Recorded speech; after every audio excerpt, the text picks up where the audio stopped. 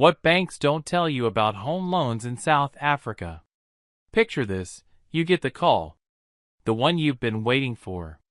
Your home loan? It's approved. The celebration starts. You're already picking out paint colors in your head. But then, an email from the transferring attorney hits your inbox. You open it, and your stomach drops.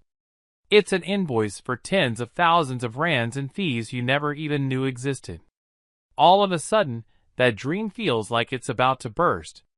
This isn't just a scary story. For so many South Africans, it's the reality of buying a home. The banks sell you the dream, but they don't always give you the full picture of the costs.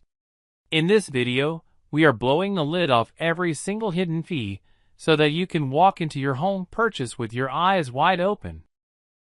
Introduction. When a bank gives you a home loan quote, they love to flash the big, shiny numbers, the interest rate and your monthly repayment. But what they often tuck away in the fine print are the other massive, once-off costs you have to cough up in cash before that house is legally yours. And we're not talking about small change. These costs can be absolutely crippling if you haven't budgeted for them. Today, we're showing you exactly what the banks don't talk about.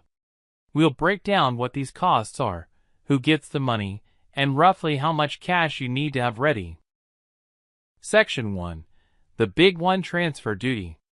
The first and usually the most shocking cost is transfer duty. Let's get this straight. This is not a bank fee. It's not an attorney fee. This is a tax paid straight to SARS every time a property changes hands. For 2025, there is some good news.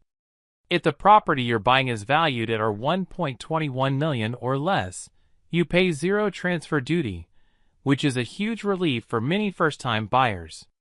But for any property over that price, the tax is calculated on a sliding scale. To give you an idea, on AR $2.5 million home, you could be staring at over $60,000 in tax alone. This is a massive cash expense that has nothing to do with your home loan or your deposit, and it must be paid to the attorneys before the transfer can even happen. Section 2. The Double Trouble: Legal Fees, Transfer Costs, and Bond Registration. This is the part that trips almost everyone up. You're actually paying two different sets of attorneys for two completely different jobs. First up, you have the transfer costs. These fees go to the attorney the seller chooses, called the transferring attorney. Their entire job is to get the property legally moved from the seller's name into your name at the deeds office. Second, you've got bond registration costs. This bill is for the bank's attorney. Their job is to register your mortgage bond against the property's title deed. This is the bank's security blanket, proving they have a legal claim on your home until you pay off the loan. Both of these attorney fees are calculated on sliding scales based on the property price and your loan amount. Put them together, and on AR $2 million property, these legal fees can easily stack up to over $70,000. It is absolutely essential that you ask for a full quote on these costs right at the start. Section 3. The bank's own bill initiation and admin fees. Just when you think you're done, the bank that's giving you the money slides its own bill across the table. It's called the bond initiation fee. This is a once-off admin fee the bank charges you just for the privilege of processing your loan application. Legally, this can be as high as $6,000. And here's the clever little trap they set. The bank will often offer to roll this fee into your total loan amount. It sounds convenient, but don't fall for it.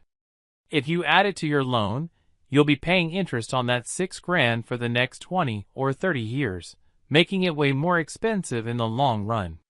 If you can, always pay this fee in cash, up front. Section 4. The annoying extras: the little costs that add up.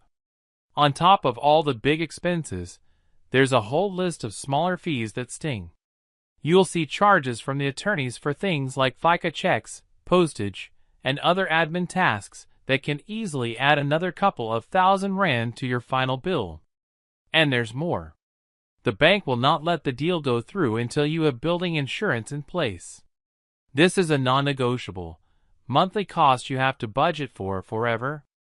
You'll also need to pay a deposit to open your new municipal rates, water, and electricity accounts. If you're buying into a complex or an estate, get ready for monthly levies too.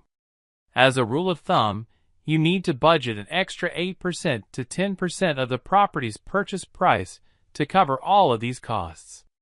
So on that our 2 million home, that's up to our $200K in cash you need sitting in the bank, and that's on top of your deposit. Conclusion: buying a home is one of the biggest moves you'll ever make, and the last thing you need is a financial nightmare right at the finish line. The banks might not be shouting about these extra costs from the rooftops, but now you know what to look for. By budgeting for transfer duty, the 2 sets of legal fees, bank charges, and all those little extras, you go from being a hopeful buyer to a smart one. You take back control, making sure that when your home loan is finally approved, the celebration never has to stop.